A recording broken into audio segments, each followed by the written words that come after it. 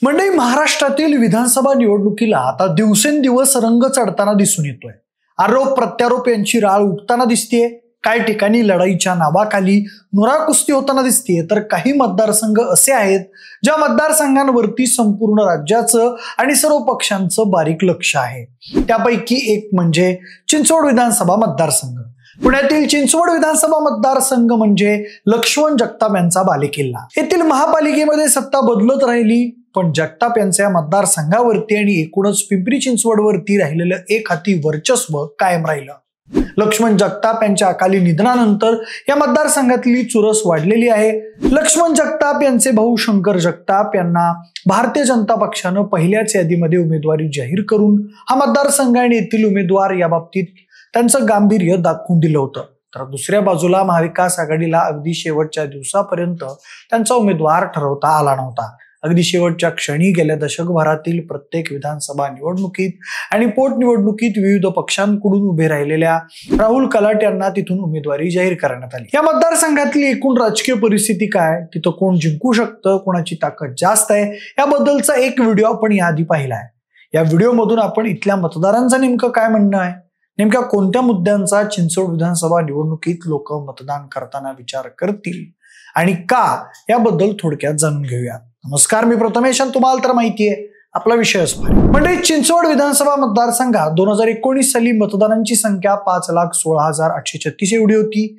तसेच 2023च्या पोटनिवडणुकीत मतदारांची संख्या 5,66,415 एवढी होती. पुरुष मतदारांची संख्या 3,01,648 तर महिला मतदारांची संख्या 2,64,732 एवढी होती. इथे आपल्या लक्षात येईल की महिला मतदार मोठ्या प्रमाणात आहेत आणि लाडकी बहीण योजनेचा मोठा इम्पॅक्ट दिसण्याची शक्यता नाकारता येत नाही. ही विधानसभा निवडणूक अनेक नेत्यांसाठी प्रतिष्ठेची असणार आहे, पण पुण्यातील चिंचवड विधानसभा मतदारसंघ राज्याच्या राजकारणात कायम चर्चेस्थानी राहिला. तो येथील विकास कामांमुळे आणि PCMC या सर्वात मोठ्या महापालिकांपैकी एक असलेल्या महापालिकेमुळे, तसेच स्मार्ट सिटीमुळे देखील. गेल्या 2-3 वर्षात राज्याच्या राजकीय समीकरणात झालेल्या बदलामुळे स्थानिक राजकारणातही त्याचा परिणाम पाहायला मिळत आहे. यंदाच्या विधानसभा निवडणुकीत चिंचवडची जनता कोणत्या गोष्टी विचारात घेऊन नेमकं कोणाला कौल देऊ शकते, हे खालील काही मुद्द्यांच्या आधारे समजून घेऊया. तर पहिला मुद्दा आहे क्वालिटी शिक्षण. म्हणजे चिंचवड विधानसभा मतदारसंघातील बहुतांश भाग हा शहरी म्हणजेच अर्बनायझेशन झालेला भाग आहे. Hinjawadi IT park, Talawade IT park, बांदेर IT पार्क या ठिकाणी काम करणारा मोठा कर्मचारी वर्ग या मतदारसंघामध्ये राहतो. यासोबतच टेल्को, बजाज, फोर्स मोटर्स, महिंद्रा या ठिकाणी काम करणारा सुद्धा कामगार वर्ग या मतदारसंघामध्ये मोठ्या प्रमाणात आपल्याला दिसतो. 1990 नंतर या भागातील शहरीकरण वेगानं झालं, हे सर्वांना ज्ञात आहे. त्यामुळं या ठिकाणी साक्षरतेचा दर सुद्धा उच्च आहे. इथल्या मतदारांना सुशिक्षित उमेदवाराची निश्चितपणे भुरळ असणार. या मतदारसंघामध्ये ज्या 2 उमेदवारांमध्ये थेट लढत होईल असं म्हटलं जातंय, त्यातील एक म्हणजे भारतीय जनता पक्षाचे शंकर जगताप, जे की स्वतः उच्च शिक्षित असून त्यांनी MBA केलं आहे. यासोबतच त्यांनी स्पर्धा परीक्षांचा सुद्धा अभ्यास केलेला आहे. ही त्यांची जमेची बाजू. तर त्यांच्या विरोधात उभे असणारे राहुल कलाटे हे सुद्धा पदवीधर आहेत. दरम्यान शहरीकरण झालेल्या भागामध्ये IT पार्क आहे, ऑटोमोबाईल इंडस्ट्री आहे, कन्स्ट्रक्शन सेक्टर सुद्धा वेगानं विस्तारलेलं आहे. ही परिस्थिती असताना या सर्व क्षेत्राची माहिती असणं, तिथल्या अडचणी समजून घेणं आणि या अडचणींचा पाठपुरावा विधानसभेमध्ये करणं या गोष्टी फार महत्वाच्या आहेत. आता जगतापांचा प्लस पॉइंट असा आहे की त्यांचा मुळात व्यवसायावर चांगला होल्ड असल्यानं भविष्यात स्कूल मॉडेल उभं करताना त्यांच्या एकूण व्यवस्थापकीय ज्ञानाचा आणि अनुभवाचा निश्चित फायदा तिथल्या नागरिकांना आणि त्यांच्या पुढच्या पिढ्यांना होईल. दरम्यान या मुद्द्यांचा जर येथील नवमतदाराने, तरुण वर्गाने आणि बहुतांश असलेल्या IT कर्मचाऱ्यांनी विचार केला तर शंकर जगताप यांना या ठिकाणी जुक्त माप मिळण्याची शक्यता नाकारता येत नाही. दरम्यान आता राहुल कलाटे या गोष्टीला तिथं कसं टॅकल करतायत यावर सगळा खेळ अवलंबून आहे. पुढे चिंचवडकरांच्या दृष्टीने या निवडणुकीत महत्वाचा ठरू शकतो असा दुसरा महत्वाचा मुद्दा म्हणजे समाजकार्याची लिगसी. मंडळी, शंकर जगताप यांना उमेदवारी जाहीर होत असताना त्यांना त्यांच्या पक्षातून मोठ्या प्रमाणात विरोध झालेला दिसून आला असं म्हटलं जात होतं.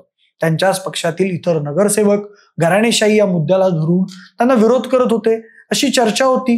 मात्र तरीही भारतीय जनता पक्षानं अंतर्गत सर्वेनुसार शंकर जगताप यांच्याच नावाला अगदी पहिल्या यादीत पसंती दिली. त्याचं कारण म्हणजे शंकर जगताप यांनी सुरू ठेवलेली समाजकार्याची लिगसी. दरम्यान आपण हा घराणेशाहीचा मुद्दा जगतापांचे विरोधी राहुल कलाटे यांच्याशी जोडून पाहिला तर कलाटे यांचे वडील तानाजी कलाटे हे सुद्धा वाकडचे पहिले नगरसेवक राहिले होते. त्यांनीही महापालिकेत वाकडकरांचं नेतृत्व केलेलं होतं. त्यानंतर त्यांच्या मातोश्री कमल कलाटे यांनी नगरसेविका म्हणून महापालिकेत काम केलेलं आहे आणि 2017च्या महापालिका निवडणुकीत वाकड प्रभागातून राहुल कलाटे नगरसेवक म्हणून निवडून आलेले होते. तर दुसऱ्या बाजूला शंकर जगताप हे 2007 ते 2012 अशी एक टर्म नगरसेवक राहिलेले आहेत. पण त्यांचे वडील बंधू लक्ष्मण जगताप हे 1986 पासून राजकारणामध्ये होते. नगरसेवकापासून चिंचवडची एक हाती सत्ता असा त्यांचा प्रवास राहिलेला आहे. लक्ष्मण जगताप आमदार असताना शंकर जगताप यांनी फक्त त्यांच्या व्यवसायावरती लक्ष केंद्रित केलेलं होतं असं नाही, सामाजिक कार्यांमध्ये सुद्धा ते सक्रिय होते, पण राजकारणात मात्र नाही. वडील बंधूंच्या अकाली निधनामुळे त्यांच्यावरती जबाबदारी आली आणि ती त्यांनी नेटाने पार पाडलेली दिसून आली. कदाचित म्हणूनच पक्षानंच पहिल्या लिस्टमध्ये त्यांच्या नावावर शिक्कामोर्तब केलं असं म्हणतात. सध्या तरी सामाजिक कार्याची लिगसी या मुद्द्यावर जगताप थोडे उजवे असल्याचा दावा स्थानिक जाणकार करतात.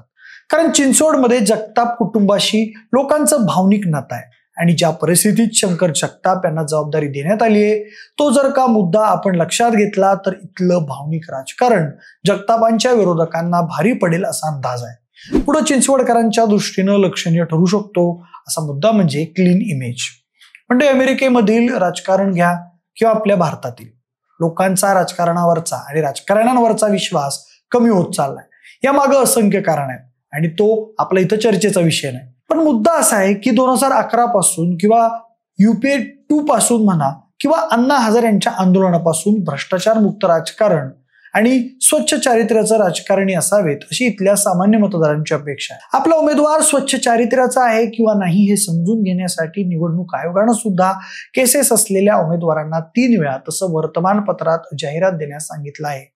या मुद्द्याचा जर का विचार केला तर शंकर जगताप हे व्यवसायातून समाजकारणातून मग राजकारणामध्ये आलेले आहेत. त्यांची क्लीन इमेज ही त्यांची आजच्या दिवशीच्या राजकारणातील सर्वात जमेची बाजू आहे. दुसऱ्या बाजूला राहुल कलाटे यांची सुद्धा जनमानसातील प्रतिमा ही खूप चांगली आहे. ते सुद्धा मोठे उद्योजक आहेत. समाजकारणातून राजकारण असा त्यांचा प्रवास राहिला आहे. कदाचित यामुळेच 2019च्या विधानसभा निवडणुकीमध्ये त्यांनी तब्बल 1,12,000 मतं मिळवलेली होती. हा आकडा छोटा नाही, पण नुकताच त्यांच्यावरती झालेला आरोप बघता आणि आरोपांचं वंचित बहुजन आघाडीसोबत कनेक्शन बघता त्यांना याचा फायदा होईल की तोटा हे 23 तारखेलाच समजेल. पण हा क्लीन इमेजचा मुद्दा तुर्तास तरी चिंचवडमध्ये दोन्ही प्रमुख उमेदवारांसाठी फायदेशीर ठरेल असं बोललं जात आहे. आणि त्यानंतर चिंचवडच्या राजकीय परिस्थितीवर प्रभाव टाकू शकतो असा चौथा मुद्दा आहे तो म्हणजे सातत्य. म्हणजे समाजकारण राजकारण करत असताना कोणत्याही व्यक्तीला त्याचं खासगी आयुष्य आणि सामाजिक आयुष्य या दोघांची सांगड घालावी लागते. 2 प्रकारचे राजकारणी आपल्याला समाजामध्ये दिसतात. एक असतात पूर्ण वेळ जनतेत राहून विकास कामं करणारे आणि दुसरे म्हणजे निवडणुकांच्या वेळेस निवडणुकीपुरते ऍक्टिव्ह होणारे. जेव्हा आम्ही स्थानिक पत्रकारांशी संपर्क साधला तेव्हा त्यांनी असं सांगितलं की चिंचवडमधील जनतेमध्ये असं परसेप्शन आहे की राहुल कलाटे हे फक्त निवडणुकांच्या काळात जास्त ऍक्टिव्ह होतात. इतर वेळेस त्यांचा जनसंपर्क तितका प्रभावी नसतो असं त्यांचं मत आहे. दरम्यान राहुल कलाटे यांच्या पुढे हे नरेशन खोडून काढण्याचं खूप मोठं आव्हान या निवडणुकीत असणार आहे. कदाचित या मुद्द्यामुळेच 2014-2019ला रनरअप असलेले राहुल कलाटे मागील पोटनिवडणुकीत 3ऱ्या क्रमांकावर फेकले गेले होते. याच्या अगदी उलट शंकर जगताप हे मागील काही काळापासून म्हणजेच लक्ष्मण जगताप हयात असल्यापासून लोकांच्या संपर्कात आहेत. तेच त्यांच्या बंधूसाठी लोकांमध्ये जाऊन मोर्चे बांधणी करायचे आणि म्हणून भारतीय जनता पक्षाचे त्यांना शहराध्यक्ष पद दिलं होतं. खरं तर पद मिळण्याच्या आधीपासूनच त्यांचा सामाजिक कार्यामुळे स्थानिक राजकारणात दबदबा आहे. आता चिंचवडच्या विधानसभा निवडणुकीत महत्वाचा ठरू शकणारा 5वा आणि शेवटचा मुद्दा आहे तो म्हणजे निष्ठा. म्हणजे सध्या महाराष्ट्राच्या राजकारणातून निष्ठा शब्द वगळलाय की काय असा प्रश्न पडू लागलेला आहे आणि त्यामुळं निष्ठावंत नेत्यांकडे लोकांचा कल आपसुकच दिसून यायला लागलाय. परिणामी आजच्या दिवशी महाराष्ट्रातील राजकारणात निष्ठा या शब्दाला मोठं वजन प्राप्त झालेलं आहे. गेल्या देशभरातील राहुल कलाटे यांचा प्रवास राष्ट्रवादी, शिवसेना, मग शिंदे गट, मग अपक्ष, राष्ट्रवादी परत तुतारी गट असा राहिलेला आहे. तर दुसऱ्या बाजूला शंकर जगताप गेल्या दशकभरापासून भारतीय जनता पक्षासोबत एकनिष्ठ राहिलेले आहेत आणि जो भाजपचा शहरी मतदार आहे तो मतदार याचा विचार नक्की करेल आणि त्या धर्तीवर शंकर जगतापांसाठी हा मुद्दा प्लस पॉइंट आहे असं म्हटलं जात आहे. पण मंडळी, राजकारण हा अनिश्चिततेचा खेळ आहे आणि या खेळाचा राजा मतदार वर्ग आहे. शेवटी चिंचवडचे मतदारच ठरवतील की संधी कोणाला द्यायची. बाकी तुम्हाला नेमकं काय वाटतं? कोण होणार चिंचवडचा पुढील आमदार? शंकर जगताप की मग राहुल कलाटे? तुमची मतं आम्हाला कमेंट करून नक्की सांगा. जर हा व्हिडिओ आवडला असेल तर लाईक आणि शेअर करा. सोबतच आपल्या विषय जुबारी या युट्यूब चॅनलला देखील सबस्क्राईब करायला अजिबात विसरू नका. धन्यवाद.